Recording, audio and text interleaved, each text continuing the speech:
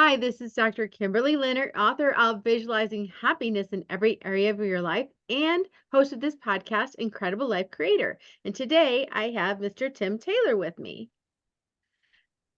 Hey, Tim, thanks for coming in on this. I know you have a big trip coming up, and I'm glad you took the time to spend and talk with us. Well, thank you, Dr. Kimberly. I'm excited to be here. What a great time to be on your show. I'm happy to be invited. Thanks. Thanks. So, just so people know you, I'm going to go ahead and read your bio. With a career spanning nearly 40 years in high level international business strategy, asset management, functional nutrition, and education, Tim Taylor has established himself as a distinguished authority in these areas. He is well known around the world for his expertise in structuring highly innovative businesses, ranging from large global and corporations to startup ventures. As the co-CEO of The Great Discovery, an expansive e-learning platform that reaches across 200 countries and offers content in over 100 languages, Tim is dedicated to addressing the global challenges of knowledge inequality and access, as well as creating a viable economic opportunities for regular people in even the most impoverished areas. He champions the belief that knowledge is a fundamental human necessity, as vital as clean water, nutritious food, and secure housing. In fact, even more so in that knowledge is crucial for maintaining these other necessities. Tim's commitment extends beyond the corporate sphere. His work is grounded in the conviction that empowering people with knowledge and resources is pivotal for fostering a better, more equitable world. All right. Well, you've come a long way since the beginning. So why don't you tell us your story? Well, thank you. That's a pretty sophisticated sounding bio there. I can't believe that's me. Good grief. Well, thanks again for having me on. Yeah, where I got started was pretty humble beginnings, but one of the things that I remember most in all of life is my dad and my parents. Grew up in a really normal, regular, everyday house. They both worked. I was a latchkey kid, but the one thing they did that was really cool is they never told me what I couldn't do. They never told me I was limited in what I was going to be able to accomplish. They said, if you put your heart to it, you can do it.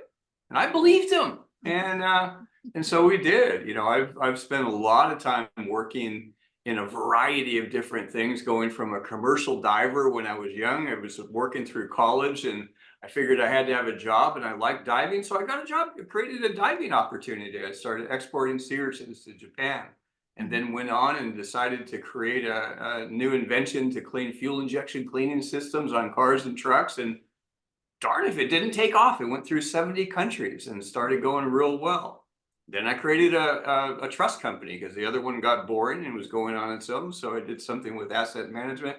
And most recently, for the last portion of my career, it's been really focused on helping other businesses to get started up, taking time and consulting and structuring, whether it's compensation programs or investments, and helping them to get up and get going on their own. And so it's something that has been a passion for me to really get focused and help other people get up and grow with that same innovative spirit that really makes things work. Beautiful. Yeah, that is quite a journey. And you were able to give us a great summary of it. So thank you. And what one of the things that really stood out to me in your bio was the fact that, knowledge is just as important as clean food, water, housing. And it's so true because we can't have those things if we don't have a way to create something like you did. You're right. And one of the things that is our current project that we're on right now is a project that's called The Great Discovery. Mhm. And what it is about it. If you've ever heard of Six Sigma, my wife's late husband was the co-creator of Six Sigma. And it's one recognized as one of the top 10 business innovations of all time. If you think about that, Kimberly, that's right up there with the internet, cell phones, social media, all those things are major innovations. And this one process Six Sigma is right up there with them. And so the Great Discovery is basically it's the Six Sigma for everybody, whereas the other portion is for big companies. Every major company in the world uses Six Sigma at one level or another, but the Great Discovery is for everyone. I digress a little bit from your question because I wanted to preface it a little. Mm. And what it comes down to with the Great Discovery is an empowering program. What we learn as we're growing up here in America or in any country for most cases is really what to think. We've forgotten the skill of critical thinking, the ability to go how to think. And so what the Great Discovery brings it right back down into is literally restoring that capacity to be able to help people get back to the capacity to think and think critically and learn and adapt, to be able to know that they can accomplish their dreams, that they can do anything that they put their heart and mind to. And then to help them to be able to identify their intrinsic core values that make them tick. I don't know if you've ever met somebody, some of your clients and students and things that have come through, and so many people go off and they follow, we call it cowpathing. You follow somebody, you see them on social media, they're popular, they're having fun, they're doing something, and Mhm. so that's what I want to do, and they go off and start going into their not recognizing or ever actually even finding out who they're actually made to be, what God has created them to be excited about, what turns them on, right? And so one of the main aspects of that Great Discovery course is really to identify your intrinsic core values, those things that make you tick. And we help people to get in alignment with that and Mhm. then plan, overcome and plan and Mhm. problem solve and everything to be able to accomplish those things. But in the knowledge area, you're dead on right, and there's giant swaths of the globe of people where there is knowledge inequities, right? So Mhm. very small groups of people have all the access to all the spiritual knowledge, all the temporal knowledge, scientific, educational, Mhm. academic, every other type of knowledge there is. And the most of the people and we have a very small niche of people here in the United States. And even those that think they're really knowledgeable don't really know what they're missing, right? Mhm. But yeah, it's important, I believe, is to empower people, and that's what we're focused on with the Great Discovery now. Mhm. Yeah, and when I think of it, one of my favorite places, it was actually my first job in high school, besides babysitting. But one of my favorite places is libraries. And I'm so thankful that Andrew Carnegie and others set up that public place for anyone, at least in the United States, to go and learn. And it was access for everyone. And when I think of the Great Discovery, I think, oh, wow, this is a global library, if you will, of different learning platforms, of different, you can learn with video. There's, things on there where people can learn like studying just like you would in a library, but it's for everyone. And I just love that. Yeah, it sure is, and the whole aspect, I think, of public education is gone. Seems like it's gone a little off track from where it was originally intended to do. With now, Mhm. it's come down to the large centralized type of education process, and it's what I'm seeing. I don't know about you, but I'm seeing a diversification, and people are beginning to recognize as technologies are changing and Mhm. things are branching off, people are able to get education on demand. And so we're capitalizing on that by creating the Great Discovery monetized e-learning community. It's in 200 countries now, over 100 different languages. So we can take your course, for example, and put it up. And instead of you having to go out and try to sell it, we have a marketplace that gets it out literally in 200 countries. But moreover, we can translate you into 100 languages. Imagine being able to get your material to people that really want it. They've got their hand up. They want to learn, but they've been out of their reach for either language limitations or social limitations or financial limitations. We can break through all of that with a Great Discovery. So it's something we're really excited about. Yeah. And that's what excited me when I saw this platform. My friend Renee shared it with me, and you were actually on the video where you were describing what you were offering to the world and also what you were offering to people who wanted to spread their mission, their education. I mean, one of the reasons I started this podcast and started doing, speaking and some of the things I'm doing now is I was working locally in a therapy center. And after 30 years of having a lot of experience, knowledge, I'm like, I don't want to die with all this knowledge inside me. I want Right. to spread it to as many people as I can. So I started doing the speaking and things like that. I wrote a book. But when I saw this platform, I knew I wanted to go global, but didn't know, how, even with the podcast, it's just in English, right? I don't speak other languages. But Right. I saw that and I like, wow, everyone who wants to can hear my voice and can benefit from my lifetime of knowledge and learn from me. And I'm not going to die with it all in me. I'm going to just like keep giving it, giving it, giving it for people to use. And I hope they use it and I hope it blesses them. And so it's to me, it's just so exciting that everyone can hear. Everyone can hear in their own language. Yeah, I think it sounds like you've gotten to that state in life where you start recognizing there's a lot more things that are more important than busyness, and you start recognizing what are these gifts here that I have for? And the epiphany that came to me some years back was the gifts and talents that I have, they aren't for me. They're entrusted to me to share out to other people, all right? Really. And so, the more progressive that we can get in the ways and methods that we can get that information out, that's really what it's all about. I'm learning as well, and so platforms like what we've got with the Great Discovery are just breakthrough. And it's all happened because of, advancements in technologies and things that are just coming across. I look at it when a door opens. Mhm. I mean, imagine right now, if you wanted to communicate with somebody in the middle of the Amazon jungle ago, all you could do is, write them a letter and have it translated and, see if their picture on National Geographic magazine, Mhm. right? It was out of reach. It was totally unbelievable. There was nothing that, it's just a far off distant land that you read something about.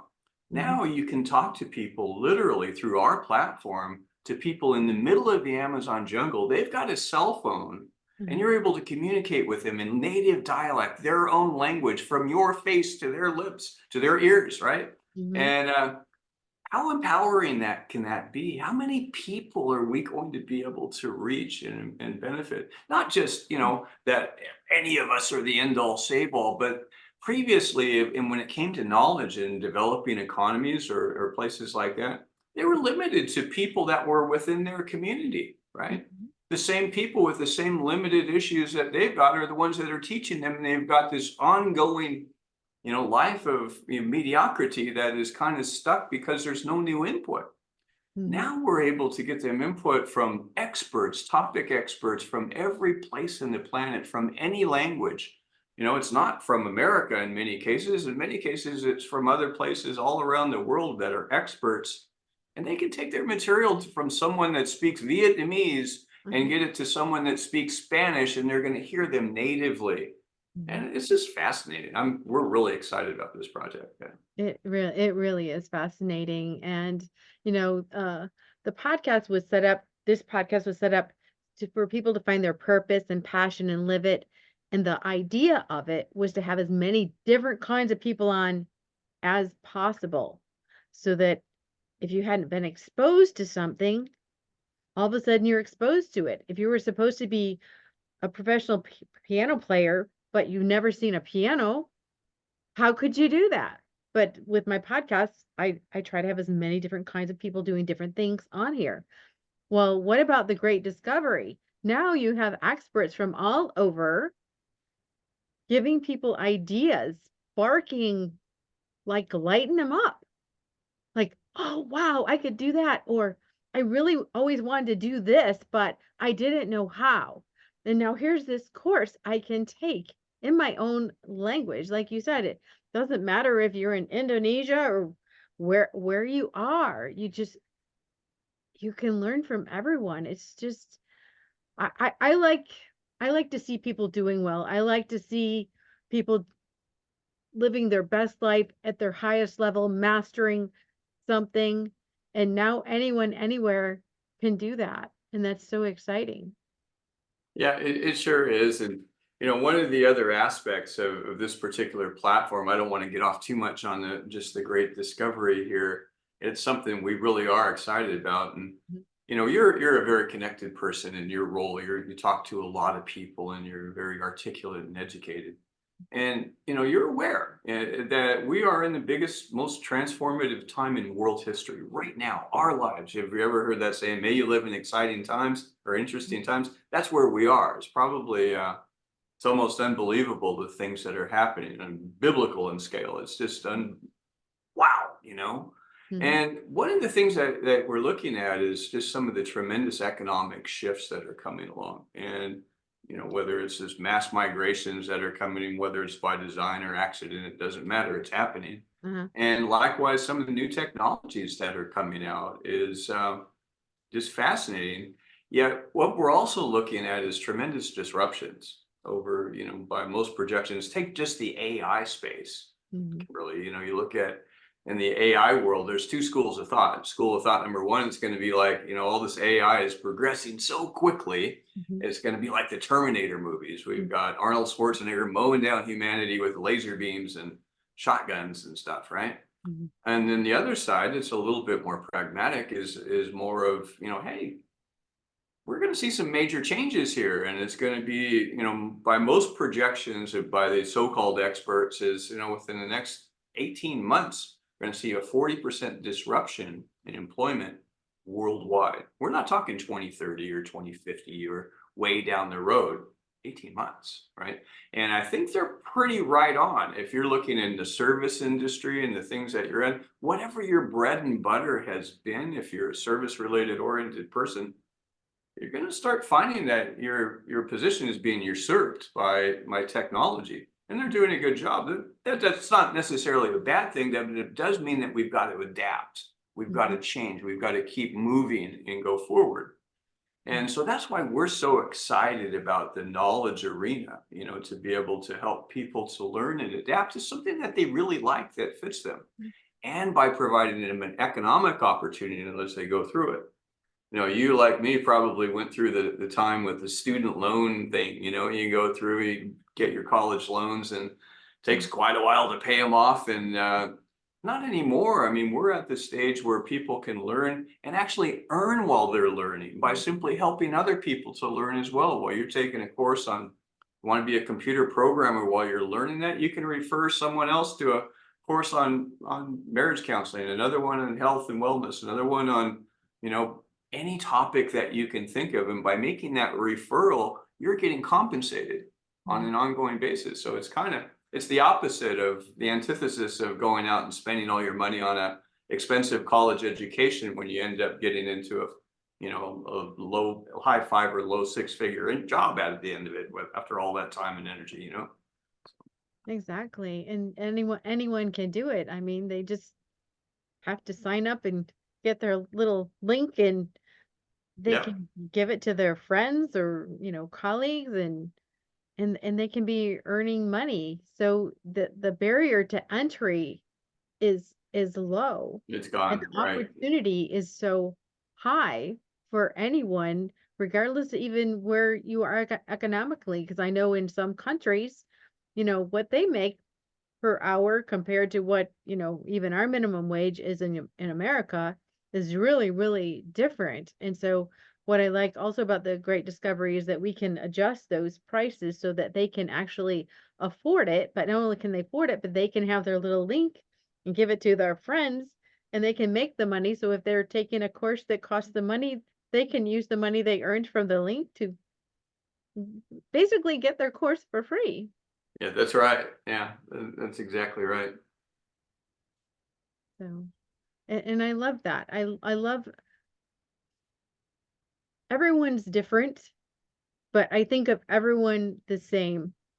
I don't care what your job is, or if you have a lot of money or a little money or whatever. I think we all are so special and unique. And even though I might have a doctor by my name, I'm no different than the person who's the stay-at-home mom taking care of her child. We're all just people living this life, having relationships, loving, caring for people. And I really love that, we can try and get opportunities to people so it's they can be their best person. Yeah, and I think that really drives our overall mission, as I was talking about at this stage in our life, you get to a point where your focus tends to change. You start recognizing your mortality and the limited time that we have here. And certain things that were once super important are kind of like, why did I waste time on that? Right. Mm-hmm. And you begin to look at things. And I think for me, and for us in our company, it's really about empowering humanity. What legacy we leave, how much different can we make it better for the people that come after us?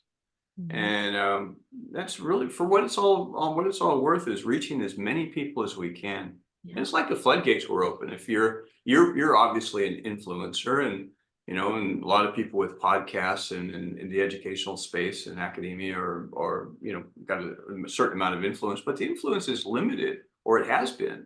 I Mm-hmm. mean, take Tony Robbins. After in the last 40 years, he claims he's reached 50 million people. And by most standards, that's massive. Mm-hmm. Except there's 8.1 billion people in the world. What are the holdbacks, right? What are the things that are throttling that reach? I mean, some of Tony's knowledge and it could be super empowering to a lot of people, but they'll never hear about it. One is language. They can't understand him. They'll never get anywhere with it. But two, it's those people that are telling them about it. And I think it's things have changed to the point where we can reach billions today rather than millions, where we were just 2 years ago. It's really phenomenal. Yes, yes, it really is. So, tell me more about you. How does faith factor into your life and your goals and your mission? Well, I think apart from faith, I wouldn't be anything. So for me personally, I have a very good relationship with God, and always have, at least since my 30s anyway. When I was a little younger, I was a little wild and didn't have time to pay attention to that. It was my first life shift when I started recognizing, looking around, and saying, there's more to this than what I'm seeing, isn't there? Right? It's like ding ding, a little bell went off and said, there's a lot more to life than just the things that you can see. There's more things that are in the unseen world than are in the seen world. Mm-hmm. And for me, it was, I think recognition that we aren't here by accident. And I didn't go through a seminary or anything, but when I came to that point, I really dove deep into spending a lot of time in my Bible for one, and spent a lot of time, just learning and studying, because for me, it was a little door opened at that stage. And what I saw on the other side was at first frightening, Mm-hmm. and then it was very exciting. And I started recognizing there is more to life than really just going out and working and, doing your thing and, getting as much money as you can and getting the biggest house you can and getting a nicer jet or whatever. There's a lot more than that, right? Mm-hmm. So faith has been an important part of my life for the last 40 years, and just tremendous amount. And everything has changed. So. Mm-hmm. And have another kind of more personal question. Um, so a lot of times people who are very successful in business, sometimes they have a hard time balancing like home life and business, especially when you're really, a driven person. And now I know that your wife is actually, you're doing this business together, but how do you balance Those that things, time? How do you make sure you're creating space for everything to keep everything in balance? that's a great question. And one of the things that I've learned to get really good at is scheduling my time off, right? And where I'll make sure that we take a day or two and we're just shut off this period, or we'll just do things kind of impromptu. And one of the best things that I learned a little while back is when you move from that solopreneur role to a bigger business, it comes with one thing: learning how to delegate and trust people. And without that delegation and trust people, you're a slave, without being able to pass that on and build teams. And one of the things that really helps build teams is to really care about and love people.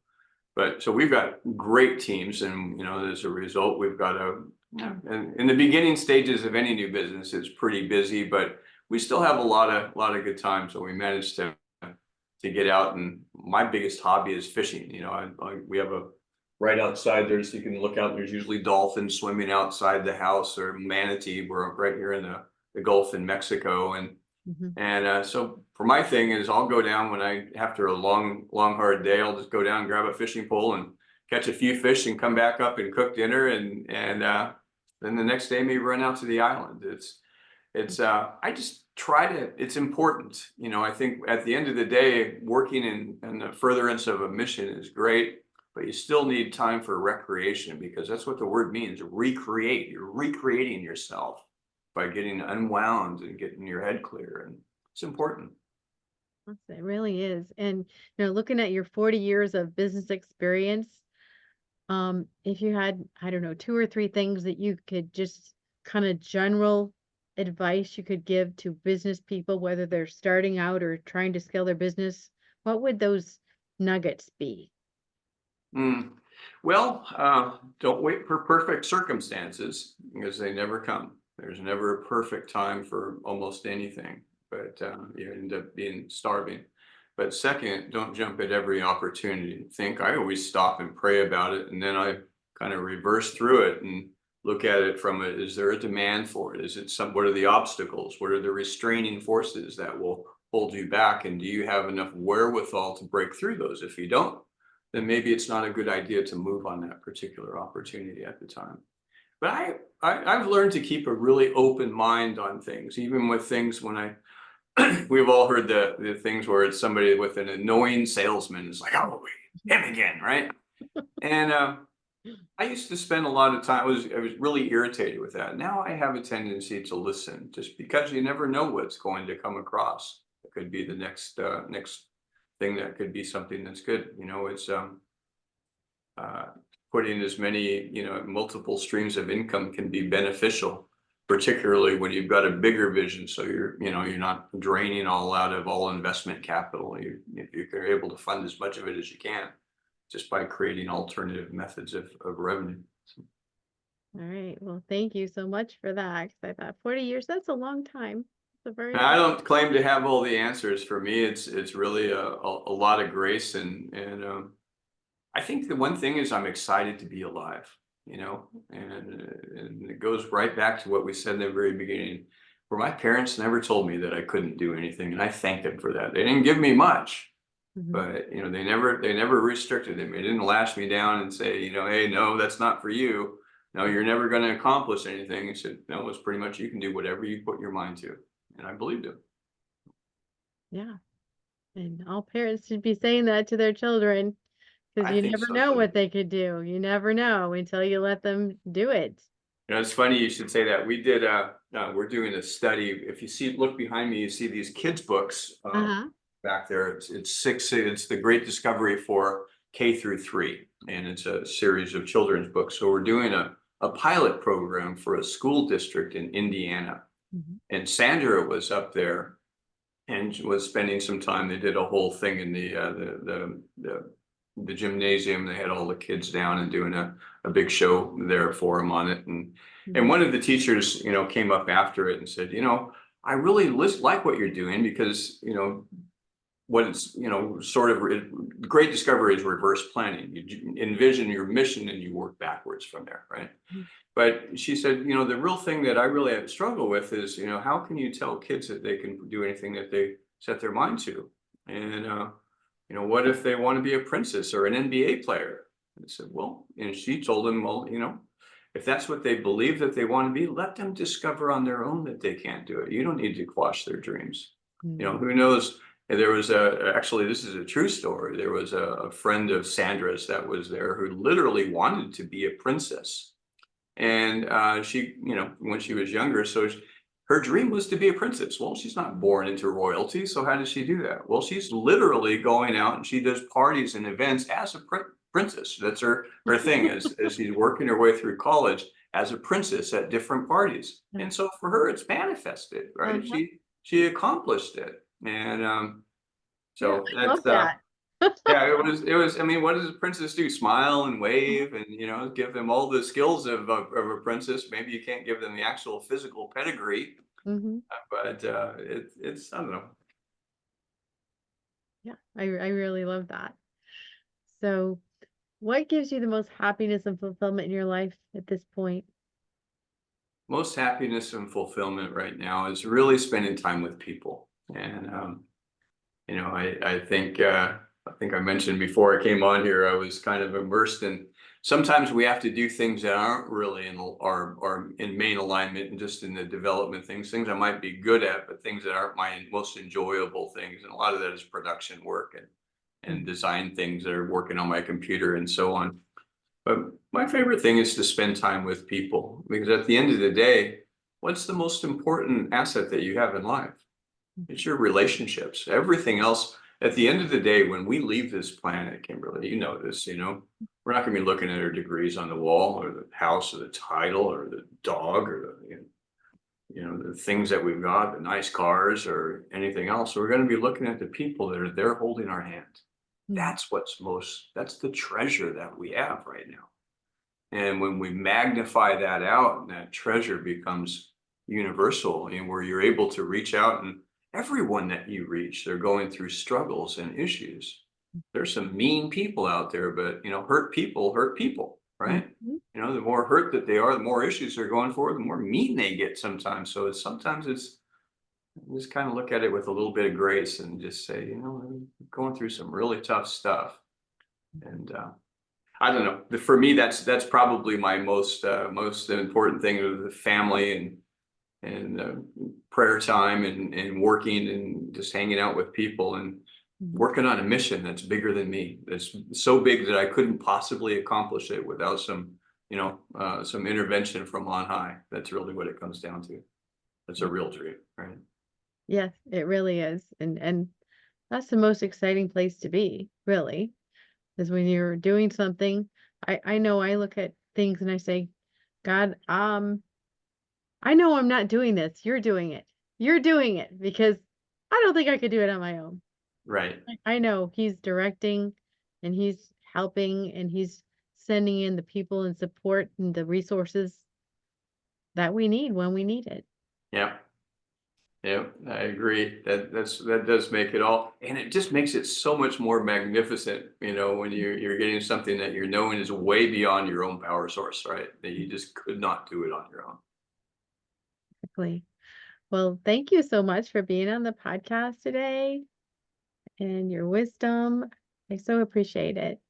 Well, thank you so much for having me. I appreciate it, and I'm looking forward to seeing your content up on the Great Discovery. And let's see if we can't get it. I'd love to learn more about what you're teaching and sharing, because we really want to magnify and get your message out. And that's what it's all about. And thank you for taking my little words and getting them out there. And let's see if we can reciprocate and help you as well.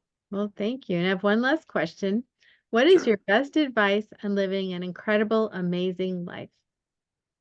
My best advice for living an incredible, amazing life is love people, love God, and work hard. That's really what it comes down to. Not Yeah. necessarily in that order, but it's I don't know. I think without love, nothing, everything else, nothing happens. And it's when you love someone or people, then everything else. So for me, it just makes joy in the most joyless situations. Mhm. All right. Well, thank you so much, Tim. Thank you so much too. I appreciate you. Have a great day. Thanks. Talk to you again soon. Okay. All right. Bye bye.